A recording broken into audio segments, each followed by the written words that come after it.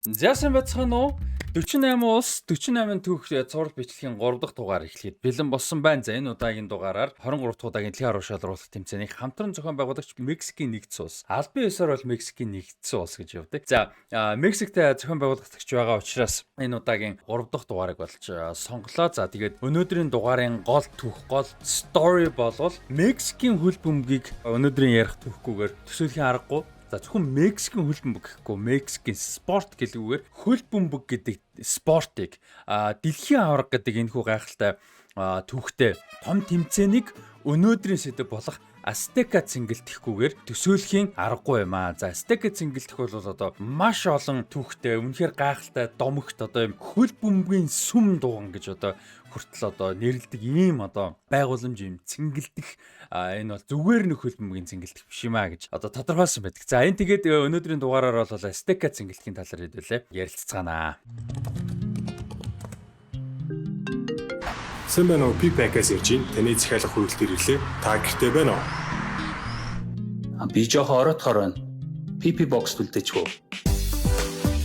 Захиалсан байгаа авахч завгүй яваад байна уу? PP box.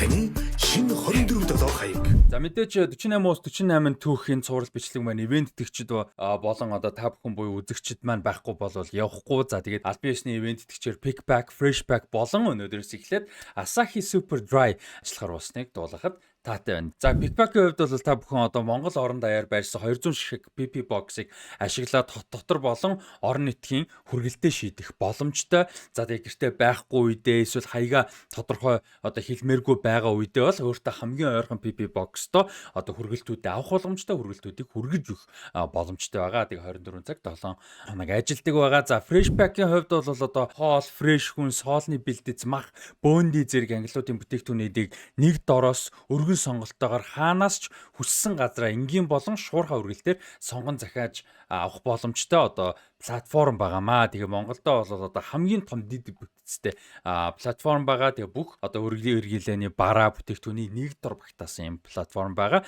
Тэгээд description хэсэгт байгаа линкээр та бүхэн Pickback-ын үйлчлэгийг орж вебсайтаас наваарай. За мөн description хэсэг дээр байгаа линкээр орж Freshback app-ыг татах боломжтой эсвэл Play Store, iOS Store ч юу вэ?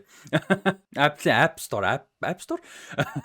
Store-оос Freshback-ыг татаад авч бас болно. За өнөөдрөөс эхлээд ивент итгэгчээр ажиллаж байгаа Asahi Super Dry-ийн хувьд бол Японы номер 1 шар хайраг.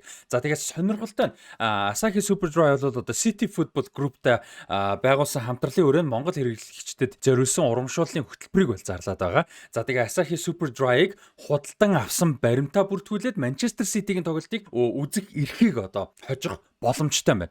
За тэгээд та бүхэнд яг энэ урамшууллын талаар мэдээллийг хүргэе. За азтан босон оролцогч бол Английн Манчестер хот руу очиж аялах юм боломжтой болно. За дээрээс нь Премьер Лигийн хүрээнд Манчестер Сити багийн тоглолтыг Этихад цэнгэлтэхт нь үзэх тасбарын эзэн болон за нийт 4 азтыг шалгаруулах юм байна. За тэгээд дэлгэцэн дээр яг одоо яаж оролцох вэ гэсэн зааврыг бол дэлгэцээр гаргаж байна. Та бүхэн энэчнээс шаардлагатай скриншот хийгээд сейвлж аваад зааврын дагуу оролцоороо, зааврыг сайн уншаад паузж жагаад оролцоороо. За тэгээд Asahi Super Dry хамт олондоо баярлалаа. Үссэн газаасаа та бүхэн Asahi Super Dry-ийн бүх төрлөөс нь худалдаж аваад баримтаа бүртгүүлээд Manchester City клубыг Etihad цэнгэлтэхт нь үзэх боломжтой болох нэ. За тэгээд Asahi Super Dry-ийн аль ч төрлөөс худалдаж аваад баримтаараа бүртгүүлээд нэг баримтаар нэг удаа нэг хүн л оролцох боломжтой. За тэгээд Asahi Super Dry CGM-аар оролцоод 4 сарын 20-нд азтныг шалгаруулах байгаа. Тэгээд бүгдээрэнд амжилт хүсье. 4 ялагч тодорхой байна.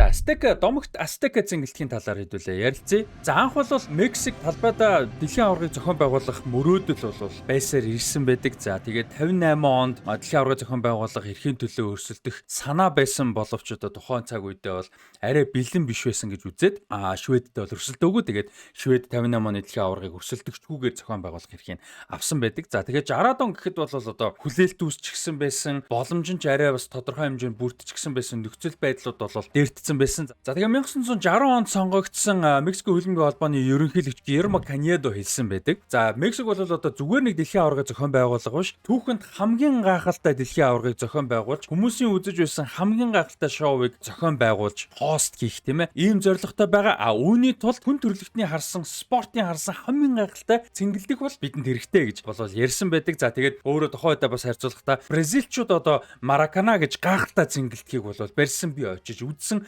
Тэр бол үнэхээр гайхамшиг. Гэхдээ бид нар Мараканаг ахиулна гэж хэлсэн байдаг. За тэгээд цэнгэлдэхийн дизайныг хийх архитекторыг болол одоо сонгох процесс бол нэлээд олон хүнд донд бол өрсөлдөөн явсан. Зөвхөн Мексик гэлтгүү, бүр өмнөд Америк гэлтгүү, Латин ертөнцөөс олон хүмүүс өрсөлдсөн дундаас Педро Рамирес Васкес гэж архитектыг бол архитекторыг сонгосон. За Педро Васкесийн хувьд бол одоо Мексикийн модернизм хөдөлгөөний маш том одоо төлөөлөгч, уран бүтээлч, архитектор юм байлээ. Тэгээд одоо Ацтекагаас гадна Мексикийн үндэсний одоо антропологийн хүн судлалын музейг бол дизайн хийсэн, загварын гаргасан байлээ. Энэ музейгийн хувьд дэлхийн хамгийн их одоо хүмүүс очиж үздэг музейүүдийн нэг юм байлээ. 2024 оны байдлаар дэлхийд 17-д жагсажсэн. Жил 24 гаруй сая хүн очиж үздэг юм музейг бол барьсан юм байлээ. За тэгээд Lady of Guadalupe гэж нэртэй базилик юм сүмийг бас барьжсэн. Сан Лазарогийн одоо ордныг бас барьжсэн ийм одоо уран бүтээлч сонгогдсон. За тэгээ Aztecаг бол одоо Мексикийн ард түмний одоо бүгднгийнх нь очиж үзэх одоо шашинтай хамааралгүй сүм дуган гэж одоо төсөөлж санааг нь бол гаргасан байдгийн байлээ.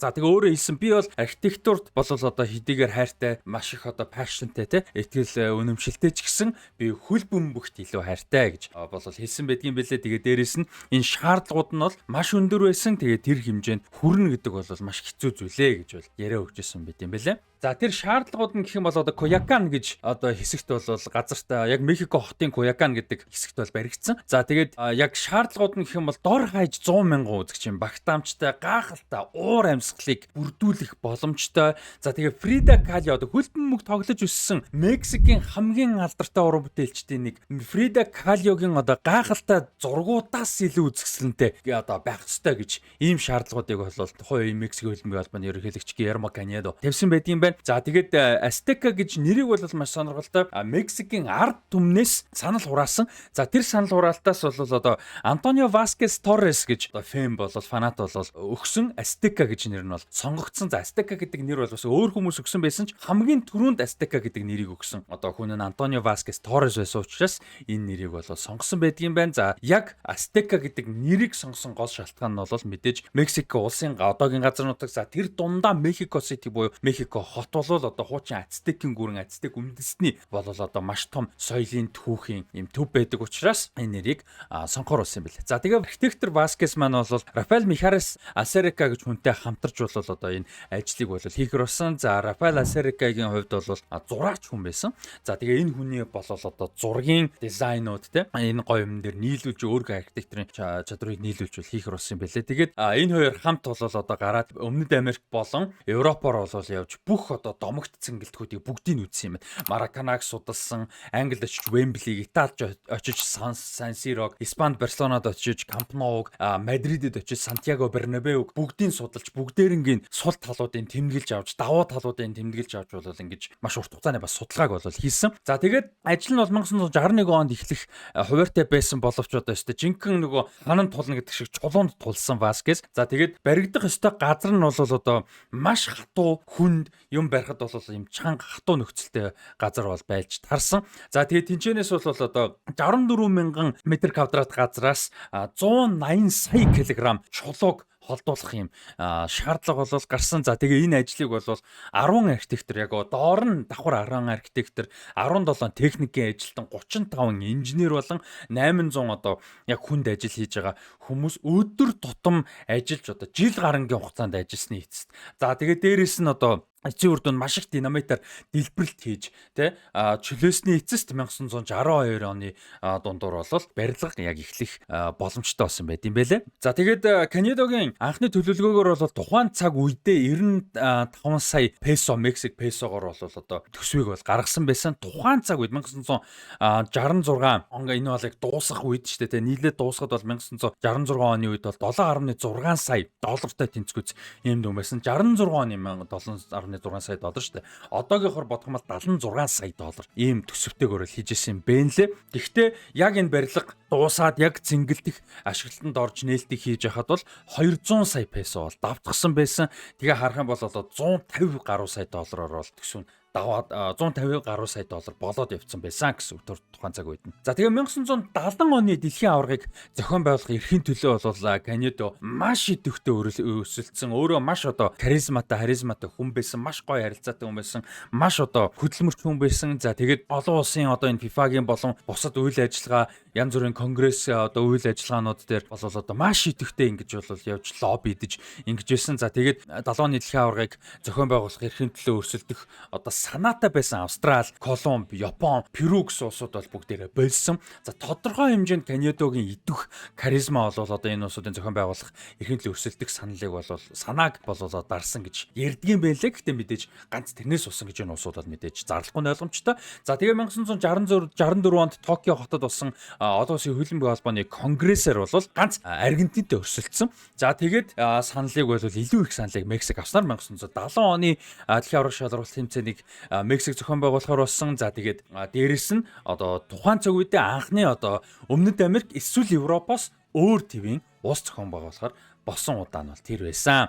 За тэгээ 1966 оны 5 сарын 29-нд Azteca цэнгэлдэх бол албан ёсоор бол нээлттэй хийсэн. За тэгээд тэр нээлтэн дээр нь бол 107,494 хүн үзэгч бол цугласан байдгийн байна. Тухайн үеийн Мексикийн ерөнхийлөгч Густаво Диас Ордас гэж хүн бол одоо анхны одоо талбай дээр хөшөглөлтийг одоо нэг тоглолтод оруулдаг шүү дээ, тий. Тэрийг хийсэн бол олон улсын хөлбөмбөгийн холбооны ерөнхийлөгч Sir Stanley Rouse гэж одоо хүн тухайд ажиллаж исэн тэр хүн бол гэрчээр одоо хажууд нь зогсож байжээ. За тэгээ албан ёсоор анхны тоглолтыг бол одоо Клуб Америка гэж одоо Мексикийн хөлбөмбөгийн домогт баг байдаг. За тэгээ Торино FC 2 бол тоглосон байдаг. Тэгээ 2-2-оор тэнцсэн.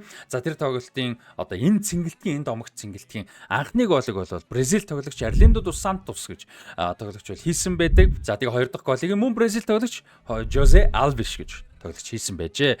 За тэгээд тэрнээс удалгүй 1966 оны 6 сарын 5-нд орчин цагийн одоо юм том гэрэлтгүүлгүүдийг бол тавьсан анхны тоглолт нь бол болсон. За тэр тоглолтыг бол нөхөрсөг тоглолт байгаа. Испани алдарт одоо Валенсиа, Мексикийн Несака гэж хоёр баг бол хоорондоо тогсон. За энэ хоёр багийн хувьд бол хоорондоо тоглоод Валенсиа 3-1 харьцаатай хоцсон. За энэ тоглолтын дээр бол Роберт Мартинес гэж бол тоглогч одоо Валенсиагийн тоглогч гол хийснээр энэ цэнгэлтэд гол орсон анхны Мексик тоглогч болж байжээ. За тэгээ 1970 оны дэлхийн аварга мэдээж энд бол нээлттэй үйл ажиллагаанд болсон, финал болсон. За тэгээд шүгэн дөрөв болон финалт Италийн шгшогийн төлөө тоглосон Анжело Домингини гэж тоглогч бол цэнгэлтгэхийн талаар ярихдаа энэ үнэхээр үзэсгэлэнтэй цэнгэлтэх байсан. Маш нүсэр, том, гайхалтай цэнгэлтэх байсан. Италид бол бид нар үнэхээр гайхалтай цэнгэлтгүүд бол байдаг ч гэсэн одоо Azteca тоглох бол тэсэн ядан хүлээж байсан. Тэгээд одоо Баруун Герман, Итали гээд багууд бол одоо энэ цэнгэлтэг тоглохыг бол тэсэн ядан хүлээж тэгээд уур амьсгалыг бол ийм галзуу болно гэж Баруун Германчууд бид нар ч одоо төсөөлөөгүй гэж хэлсэн байдгийн байлээ. За 1970 оны дэлхийн аварга бол өөрөө бас спортын одоо modernization буюу орчин үеийг дэвших бол маш том одоо ахилтуудыг, дэвшилтүүдийг хийсэн байдаг. За тэдний нэг нь бол одоо Adidas-ын 32 одоо ийм панел хавтангуудаас үүссэн юм бөмбөг байдаг. За тэр бөмбөгийг Telstar гэж нэрлсэн. За тэр бөмбөгийн дизайн одоо гол загварынхан гол суурь нь юу исэн бэ гэхээр 1970 оны дэлхийн аварга телевизээр одоо маш олон хүн төрж эхэлсэн. За 1970 оны дэлхийн аварга 13 сая хүнд одоо олон улсад бол хүрсэн гэж ярьдгийн байлээ. Тэгэхээр энэ бол одоо маш том тоо байсан тухайн цаг үедээ. Тэгээ тэрэнд зориулж ийм хар цагаан 32 хэсэгтэй ийм эсгээс бүрдсэн, автангаас бүрдсэн бөмбөгийг Telstar гэж нэрлж Adidas бол хийсэн байдаг. За тэгээ тэр бөмбөг нь өөрөө маш гоё одоо содон сүртэй байсан учраас одоо Pedro Ramirez Vasquez өөрөө бас энэ логог гаргасан. Тэгээд 70 оны дэлхийн аваргын логог Telstar-ын бөмбөгнөөс санаа авч бас хийсэн байдаг юм байна лээ. За тэгээд дээрэс дээрэс нь бас нэг шинжилгүүдийн нэг нь бол энэ дэлхийн аваргын түүхэнд яг 1970 оны тэмцээнээр бол шүүгчид шар болон улаан хуудсыг бол бас өгдөг болсон нэг том шинжилгээсэн мэдээж зургатаар гарч ирсэн. Тэр нь бас танигдахад нэлээд том ахиц бол болж исэн энэ дэлхийн аваргыг таниулахад. За тэгээд мэдээж энэ тэмцээний төгсгөлд 107,412 үзэгчдийн өмнө алдарт Жюз Ремэ цомыг бол одоо Пеле 3 дахь буюу сүүлчийнхаа удаа өргөсөн байдаг. За тэгээд энэ цэнгэлтгийн талаар хэлэхдээ бол Azteca цэнгэлтгий бол маш онцгой содон цэнгэлтгээ дотор нь байж иж үзэгчд дүүрэн байгааг мэдэржээж л одоо хүмүүс ойлгоноо. Тэ энэ бол үнэхээр содон одоо цэнгэлтг, үнэхээр гайхалтай цэнгэлтг юм а гэж энэ тоглолтынхоо дараа бол одоо хэлсэн байдгийн бэлээ. Тэгээд энэ цэнгэлтгэд бол одоо Пелегийн нөгөө сомбреро өмсчихсэн байгаа энэ зураг нь бол байдаг. Тэгээд энэ зураг нь өөрөө бол хөл бөмбөгийн түүхэнд Azteca цэнгэлтгийн түүхэнд хамгийн алдартай, хамгийн iconic зургуудын нэг бас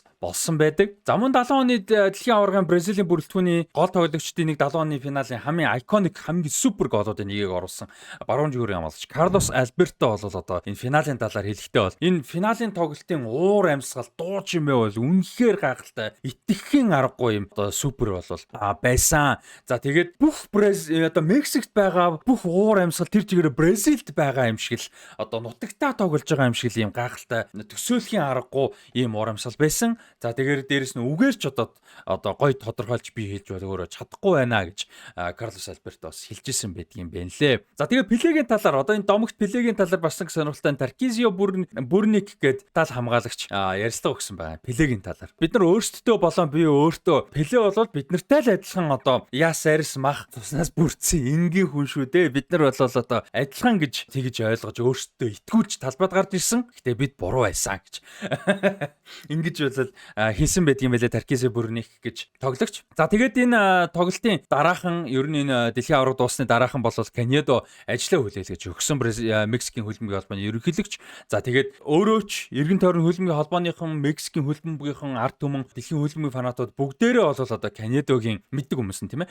Канедогийн зорилго бол Канедо бол зорилгоо давуулан биелүүлсэн гэдгийг бол одоо хүлээн зөвшөөрсөн. Тэгээд тэр финал дуусны дараа гэхэд тухайн цаг үедээ хөлбөмбөгийн түүхэнд байсан хамгийн гайхалтай дэлхийн аварга болж байсан удаа бол байдгийн байна. За тэгээд дээрэс нь энэ дэлхийн аварга зөвхөн финал Бразил төрүүлээд Пелегийн 3 дахь дэлхийн аварга гэхээс гадна шүүгийн дөрөвт нь бол одоо баруун Герман, Итали хоёр тоглосон байдаг. За тэр тоглолтыг бол одоо хөлбөмбөгийн түүхэнд хамгийн агуу тоглолтуудын нэг гэж нэрлэдэг Game of the Century буюу 20 дугаар зууны хамгийн агуу хөлбөмбөгийн одоо тоглолтоо гэж үздэг. За тэгээ энэ цэнгэлтгийн гадаа бол хид хідэн одоо плакиг одоо юу гэх юм бэ? Хавтан удирдлагын одоо юм самбар, дурсгалын самбар хавтан гэх юм уу да тийм бол дурсгалын самбар байдаг. За тэрний нэг нь бол энэ тоглолтод зориулж одоо дурсаж хүндэтгэж хийсэн юм самбар бол байдгаа. Тэгээд ер нь бол нэгэн тоглолтод зориулж самбартай одоо хийсэн самбартай ийм цэнгэлтг бол байдаггүй. Өөр цэнгэлтгүүдийн эргэн тойронд бол ийм тоглолтод зориулсан самбар бол байдаггүй юм байна. Энэ бол одоо бас ийм алдартай тохиолдол байгаа. За тэгээд мэдээж алдарт 1986 оны дэлхийн аваргыг зохион байгуулсан. Гэхдээ яг анх санаагаар бол 1986 оны дэлхийн аварга шалруулах тэмцээнийг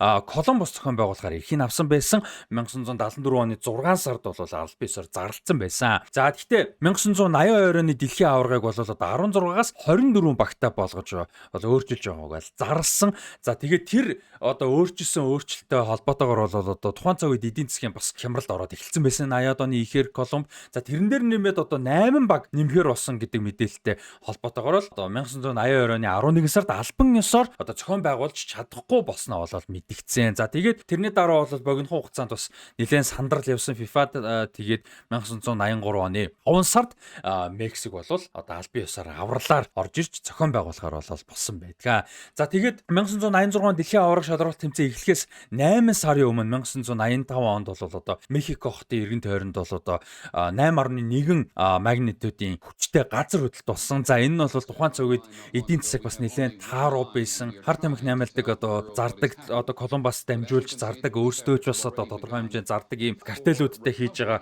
одоо дан гэх юм уу да тэр тэмцэж байгаа асуудал нь шийдэж чадахгүй байгаа нь иргэдэд нь нөлөөлж байгаа нь ийм одоо айгүй олон асуудлууд одоо тулцсан байсан үед маш хэцүү үед одоо Мехико хотод бол энэ маш том газар хөдлөлт бол болсон.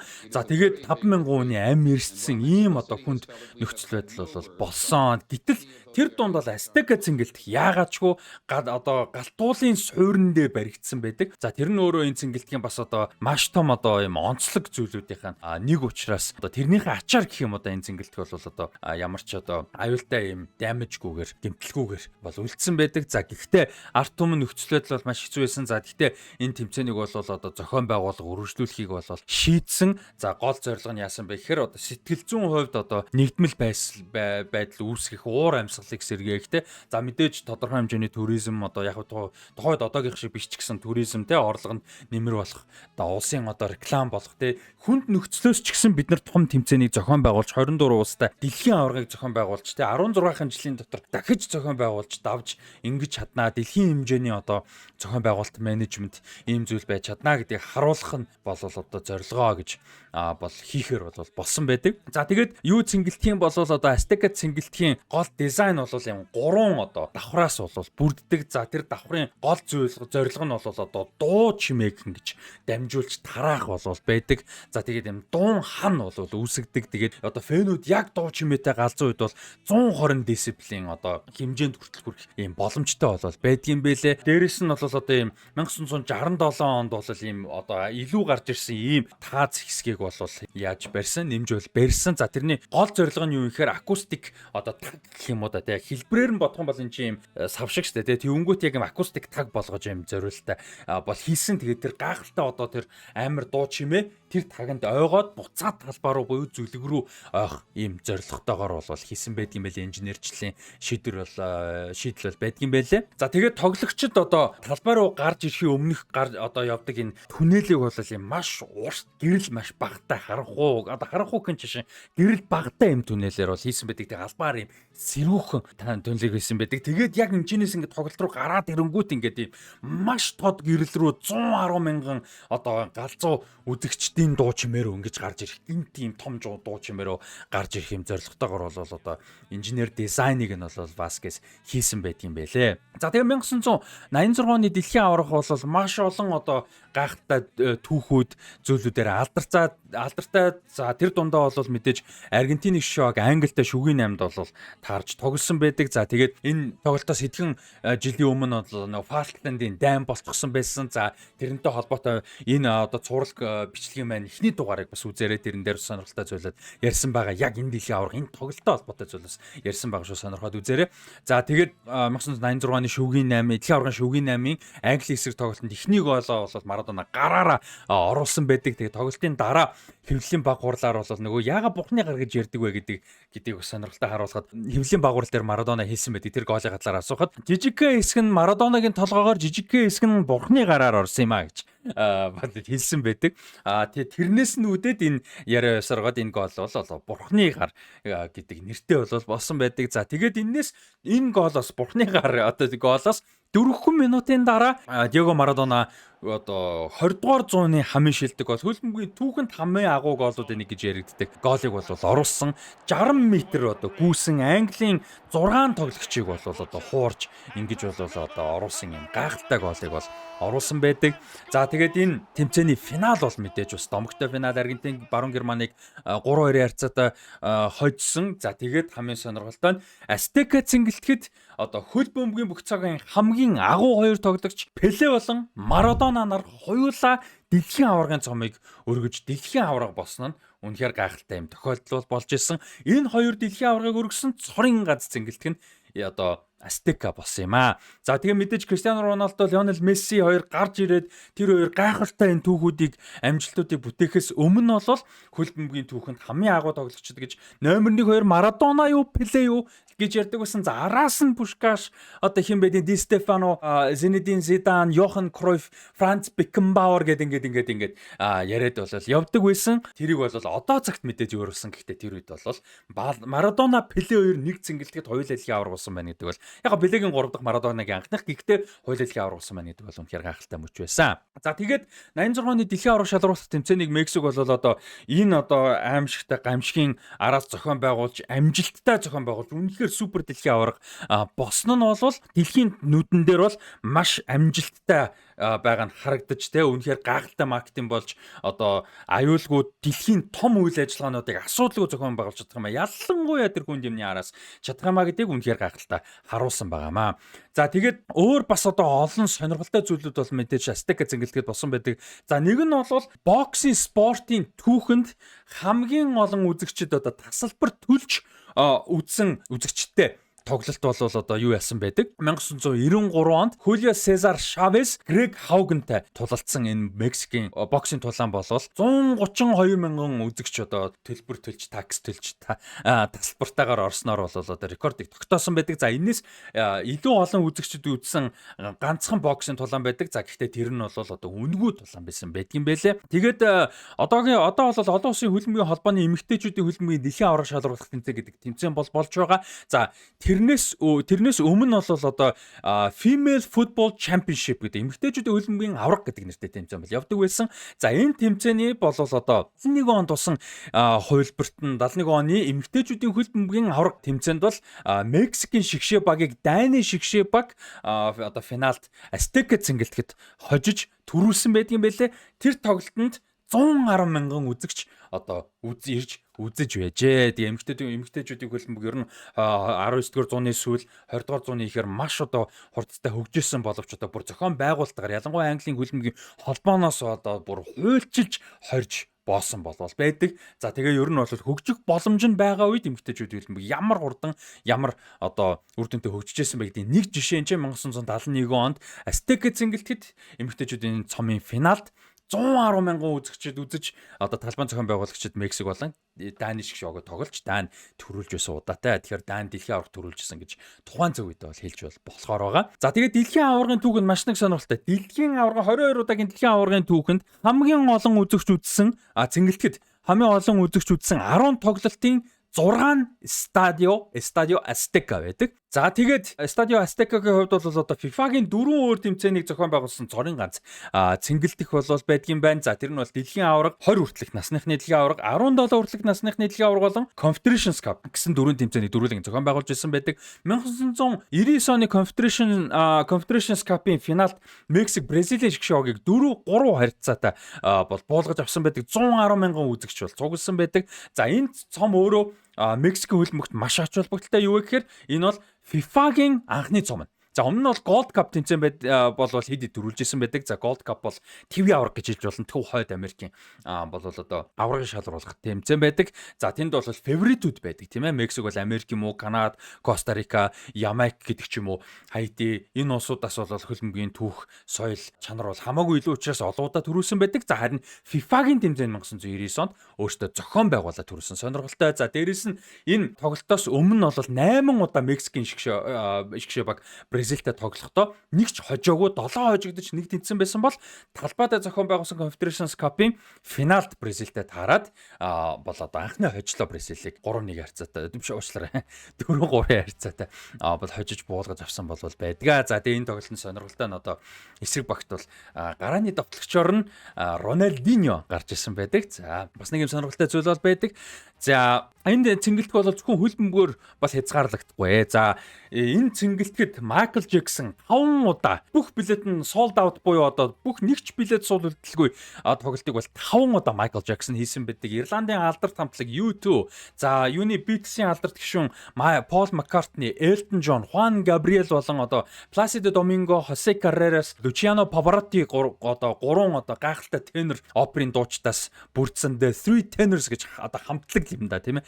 Тэр 3 бас одоо дүүргсэн байдаг. За тэгээд цэнгэлтгийн орох хаалганы ойрхон бол одоо бас нэг юм том дурсгалын юм самбар болол байдаг. За тэр хэсэг дээр бол 2 одоо хаадыг дурсгаж хүндэтгсэн самбар болол байдаг. За тэр самбар бол мэдээж Пеле болон Марадонагийн дурсгал зориулсан байдаг. За тэгээд түрүүний 100-ны шилдэг тоглолтод зориулсан бас самбар байдаг. За дахиад нэг самбар байдаг нь 100-ны шилдэг голын голыг одоо хүн дурсан ийм самбар байсан. За ийм 3 iconic самбар бол энэ цэнгэлтийн гадаа бас байдаг юм байна. За тэгээд түүхэнд бол Azteca цэнгэлдэх дэлхийн уран шалралт тэмцээний 2 нээлтийн тоглолт, 2 шигшээ тоглолтыг зохион байгуулсан. Цорын ганц цэнгэлдэх. За түүхэндээ бас рекорд 19 тоглолтыг бол зохион байгуулсан байдаг юм байна. За тэгээд одоо 2026 онд дэлхийн уран шалралт тэмцээнийг мэдээж зохион байгуулсан 3 удаа зохион байгуулсан цорын ганц улс Мексик мэдээж болж байгаа. За дээрэс нь Azteca цэнгэлдэх бол дэлхийн уран шалралт тэмцээний нээлтийн тоглолтыг зохион байгуулсан 3 дахь тоглолтоо зохион байгуулж байгаа. Мэдээж анхны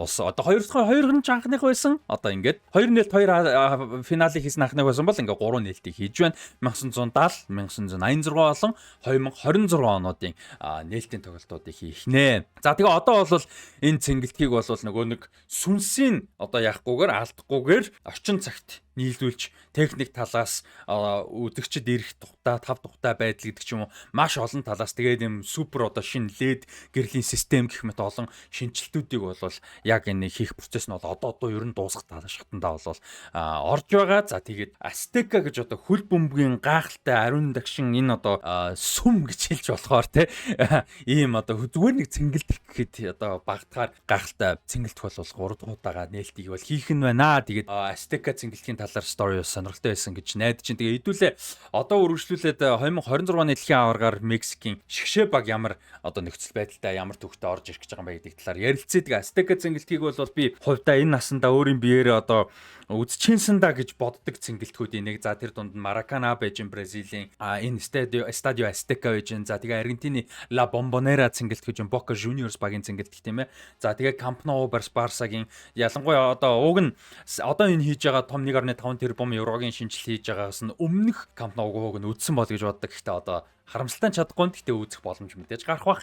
За тэгээд San Siro цэнгэлтийг нураачгаас нь нураахан тодорхой болсон шүү дээ. Тэгээд нураахаас нь үсчихсэн гэж бол одоо мөрөөдөж байна, чадах юм уу мэдэхгүй байна. За тэгээд Westfalen Stadion буюу одоо Borussia Dortmund клубын цэнгэлтэг байдаг. За энэ цэнгэлтгүүд миний хувьд бол одоо энэ насандаа үсчихсэн гэж мөрөөдөг цэнгэлтэг. За мэдээж Anfield бас байгаа мартцсан явж байна те. Ливерпулийн. Тэгээд та хэд минь бас үзхийг мөрөөддөг те. Энэ насандаа оцоод үсчихсэн гэсэн цэнгэлтгүүдээ бас хуваалцаарай.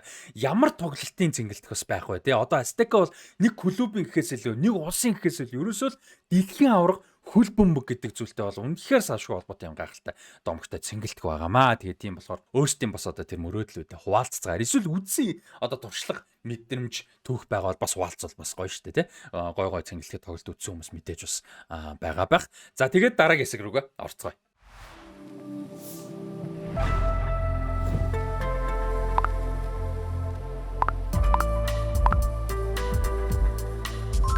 $60,000-аас дээш хүргэлт үнэгүй 100 болон 200,000-аас дээш худалдаа авалтанд бэлэгтэй. Freshback. За 48 улс 48 түүх цуврал бичлэгийн албан ёсны үеийн тэтгэгчид Pickback, Freshback болон Asahi Superdry ажиллаж байна. Ерөнхий үеийн тэтгэгчтэй баярлалаа. За Мексикийн шгшөөгийн хувьд бол дэлхийн уран шалралт тэмцээний түүхэнд 18 дахь удаага оролцох гэж бол байна. За тэгээд илүү олон удаа оролцсон 4 хүн шгшөө баг байдаг. Итали 18 удаа орсон байдаг. За тэгээд одоо Италид тэнцэх нь байна. Мэдээж энэ удаа Итали орохгүй учраас харамсалтай. За Аргентин 18 орсон байдаг, 19 болох нь байна. Герман 20 удаа орсон байдаг, 21 болно. За Бразил мэдээж бүгдэнд нь буюу 22 орсон байдаг. Энэ удаа 23 дахь удаага оролцсноо. За хамгийн анхны дэлхийн аварт мэдээж 30 онд бол орсон, 34 оных тэнцээгүй, 38 онд нэрээ татсан. За тэгээд 1950-аас 70 оны хооронд бол тасралтгүй оролцсон. 70 онд шүүгийн 8 хүртэл бол амжилтыг үзүүлсэн байдаг. 74 онд эрхээ авч чадаагүй, 78 онд хэсэг шатнаас мултраад, 82 онд эрхээ авч чадаагүй, 86 онд мөн одоо талбайдаа зохион байгуулсан шүүгийн 8 хүртэл явсан байдаг. Тэгэхээр талбайдаа зохион байгуулсан 2 дэлхийн аварт хуулинд нь шүүгийн 8 хүртэл бол хуулинд нь явсан байдаг. За тэгээд 1990 онд бол бандуулчихсан байсан. Тэрний асуудлыг дараа нь дэлгэрэнгүй өөр одоо нөхцөлтэй ярил гоё байх гэж бодож байна. За тэгээд 1994 оноос хойш одоо хүртэл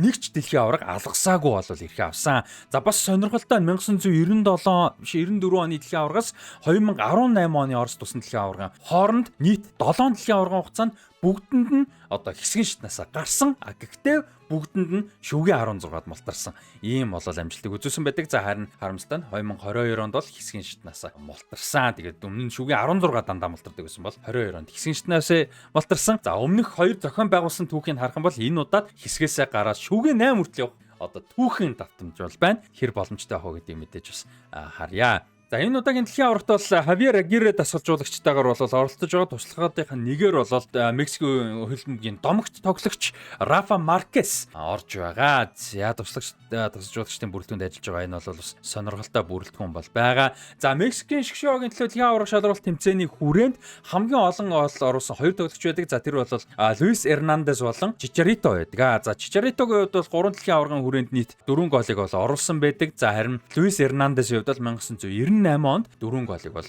оруулсан байдаг. За Луис Эрнандес шүгэн 16-д Германы эсрэг хэсгийн шатанд Нидерланд болон Өмнөд Солонгосын эсрэг оруулсан байдаг бол Чичаритогийн хувьд бол 2010 оны дэлхийн аврагт Франц болон Аргентины эсрэг голууд оруулсан байдаг. Дараа нь 2014 оны дэлхийн аврагаар Хорватын эсрэг хэсгийн шатанд, за харин 18 оны дэлхийн аврагаар хэсгийн шатанд Өмнөд Солонгосын эсрэг гол оруулсан байдаг. За Мексикийн шгшөөгийн хувьд бол энэ жил Өмнөд Солонгос, за Өмнөд Солонгосын хөлбөмбөгийн холбооны лого энэ байж гэн. За тэгээд Өмнөд Африкийн шгшөөгтэй нэг хэсэгт орсон. За тэгээд саяхан Чех болуулаад албан ёсоор ирэхээ болол авлаад, за энд бол Чех оростойсэн дараа нь Чех мэхийн талаар ярихаар энэ ч гараад ирнэ. Тийм. Тэгээд Чехтэй ирэхээ бол авсан нээлтийн тоглолт. Дэлхийн аваргын нээлтийн тоглолтыг бол Өмнөд Африкийн эсрэг хийнэ. За энэ бол бас сонирхолтой нэг түүх давтагдж байгаа юу, одоо түүх бүтээгдэж байгаа юу гэхээр, нэгдүгээр давтагдж байгаа нэгдүгээр бүтээж байгаа юу гэхээр 2010 оны дэлхийн аварга шалралт тэмцээний нээлтийн тоглолт бол мэдээж Өмнөд Африк Мексик байсан. За гэхдээ тэр тоглолт бол мэдээж Өмнөд Африк зохион байгуулагчийн хүрээнд бол байсан. За энэ удаа ингээд home away гэх юм уу да тий. Ийм одоо хариу тоглолтоогоор талбайд биенийхээ талбайд зочиж ихний тоглолтуудыг хийсэн бол анхны тохиолдол бас болж байгаа, мэдээж том түүх бүтээж байна. Тэгээ хоёр дахь тоглолтод Өмнөд Солонгостой хийгээд сүүлчийн тоглолтыг Чехтэй болвол хийнэ. За тэгээ эхний бөгөөс сүүлийн тоглолтууд Azteca зингэлтгэд бол хийх нь байна. За Өмнөд Африкийн эсрэг бол Мексикийн шгшөг түүхэндээ 5 удаа тоглосон байдаг юм байлаа. 94 он, 93 болон 2000 онуудад нөхцөл тоглолт талбайдаа хийсэн байдаг. Нэгдэн дөрөвтийг 2000 бол 4-2 харьцаатай хоцсон байдаг. За дараа нь Gold Cup-д бол Өмнөд Африкийн шгшөг зочноор бол орсон байдаг. Төв Хойд Америкийн ТV авраг шалралт тэмцээнд. За тэгээд тэр тоглолтод бол одоо Өмнөд Африк 2-1 харьцаатай хоцсон байдаг юм байлээ. За тэгээд дараа нь бол 2010 оны дэлхийн аврагын нээлтийн тоглолт байсан. За тэр тоглолтод бол 1-1 харьцаатай тэнцсэн. Ингээд түүхэндээ 5 дахь удаага албан ёсны тэмцээний хүрээнд 3 дахь удаага тоглох нэ. За Чехийн эсрэг бол анх удаага албан ёсны тэмцээний хүрээнд тоглох гэж байгаа. За гэхдээ сонирхолтой нь 2000 оны ихээр бол Мексик талбайдаа Чехийг хүлээж авч нөхцөл тоглолтоо хийсэн байдгийн байлээ. За тэр тоглолтод бол Чехийн шгшөг 2-1 харьцаатай хожиж байсан. За сонирхолтой нь, маш сонирхолтой нь Өмнөд Солонгосын эсрэг 16 дахь удаага тоглох гэж байгаа. За хамгийн анх удаага бол 1948 оны Олимпийн шүгээн 16-д хоорондоо таарж байсан байдаг. За тэр тоглолтод бол Өмнөд Солонгос Мексикийг 5-3 харьцаатай хожсон байдаг. За дараа нь 1980, 81, 85 онд 2 удаа, тэгээд 89 онд гээд 80-ад онд бол одоо 5 удаа нөхцөг тоглолт хийсэн. За тэр 5 нөхцөг тоглолтын 4-д нь Мексик хожиж, нэгд нь Солонгос бол хоцсон байдгийн байна. За тэгээ 1998 оны дэлхийн авраг шалралт тэмцээнээр нэг хэсэгт орсон Мексик Солонгосыг 3-1 харьцаатай хоцсон. Дунд нь тэрнээс хойш одоо хүртэл бол 5 удаа нөхцөг тоглолт бол хийсэн. Confederations Cup-аар бол хоорондоо таарахад Солонгос хожиж исэн. Gold Cup-аар хоорондоо таарахад Солонгос пенальтаар хожиж исэн. За 18 оны дэлхийн аврагаар нэг хэсэгт бас орж исэн. Тэгэхэд бол Мексик Солонгосыг 2-1 харьцаатай хожиж байсан. Ийм одоо сонирхолтой 15 удаа тоглож исэн түүхтэй ийм хоёр баг бол хоорондоо нэг хэсэгт таарсан байна. За тэгээд 18 оны дэлхийн аврагын драмаг бол та хэд мэдж байгаа байх. Мексикийн шгшөг сүүлийн тойрогт Шведэд бол одоо 3-1 харьцаатай бол хожигджсэн. За Мексикийн хувьд бол 6 оноотой байсан. Швед 3 оноотой байсан. Өмнөд Солонгос 1 оноотой, Герман 3 оноотой. Ийм одоо сүүлийн тойрог эхэлсэн. Швед Мексикийг бол одоо 2 дугаар үеийн дундуур гэхэд 3-1 харьцаатай хожоод игсэн. 70-62, 74 дэх минутуудад бол гоолыг оруулсан. За нөгөө талд тэг байсан. Хэрвээ энэ байдлаараа дуусах юм бол одоо Мексик мултраад Герман 2-оор одоо Швед 1-ээр гарах юм нөхцөл бүрдсэн байсан. За тэгээ Мексик бол ерөөсөө тэнцэнээс эргэж ирж бол чадаагүй. Шведээс эргэж ирж Швед бол одоо хэсгээс гарах нь ойлгомжтой болсон. За Мексикийн хувьд бол гоолын зөрүүч гэсэн хасах нэг болцсон. Мексик хасах нэг болоод Швед нэмэх 3 болцсон байсан. За харин нөгөө талд тэг-тэгийн харьцаатай тэнцээд явж исэн. Эрдээр нэмэх 2 дээр Ким Йонг Вон. За тэгээ эрдээр нэмэх 6 дээр Сон Юн Минг нар хийснээр 2-1 харьцаатай Солонгос бол одоо хасах 2-тэй байснаа. Тэг голын зөрүүтэй 3 оноотой болж Германыг хожиж гайхалтай төвх бүтээснээр бол 3-т орсон. Хэдийгээр хэсгээ гараагүй ч гэсэн Германы эдлийн аврагт очно гэдэг. Ямар түүх вүлээ?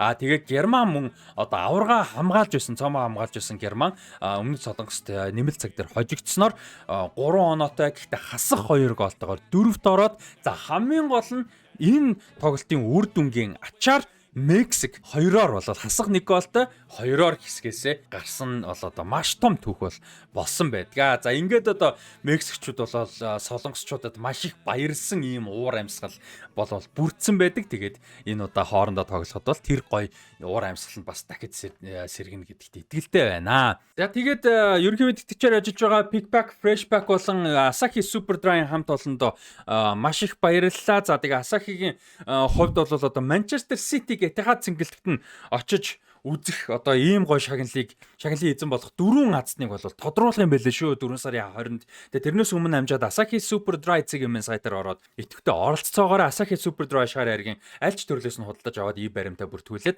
оролцох боломжтой байгаа шүү. За Freshback-ийн хувьд бол одоо өргөн хэрэглээний бараа бүтээгдэхүүнийг нэг дор багтаасан хүргэлтийн хамгийн том дэд бүтцтэй платформ байгаа. Хоол, фреш хүнс, хоолны бэлтгэц, мах, бөөндид гэсэн англиудын бүтээгдэхүүний нэг дороос өргөн сонголтоогоор хаанаас ч хүссэн газараа энгийн болон шуурга үргэлтээр захиалаад авах боломжтой байгаа. Тэгээ Freshback app-ыг одоо Play Store болон App Store-оос та бүхэн татаад суулгах боломжтой. Эсвэл description хэсгээр байгаа линкээс татаж аваарай. За Pickback-ийн хувьд бол одоо Монгол орон даяар 200 ширхэг одоо PP Box-оор хот дотор болон орон нутгийн одоо хүргэлтээ шийдэх боломжтой байгаа. Тэгээ гэртээ байхгүй үедээ хүргэлт ирэх эсвэл одоо хүнд ямар нэг зүйл илгээх боловч тэр хүн одоо хэлсэн газараа байхгүй ч юм уу эсвэл гэрийнхээ хаягийг өгөхгүйгээр хүргэлт аммаар байл хүргэлт хөрвүүлмээр байл PP Box-ыг ашиглаж болол найдвартай эд зүйлээ хадгалуулж хөргүүлж болвол болно шүү. Тэгээд 24 цаг 7 хоног нээлттэй байдаг маш том давуу тал нь байгаа. Тэгээд PP Box-ийн болон одоо Pickback-ийн талаар мэдээллийг description хэсэг дээр байгаа. Pickback-ийн аль биесний вебсайтаас мэдээллийг авцгаагаарай. Тэгээд ерөнхий мэдээлэгчтэй баярлалаа. Тэгээд 48-аас 48 түүх цуврал бичлэгтэй хамт байгаа та бүхэндээ маш их баярлалаа. Дараагийн дугаар бол Морокко байгаа.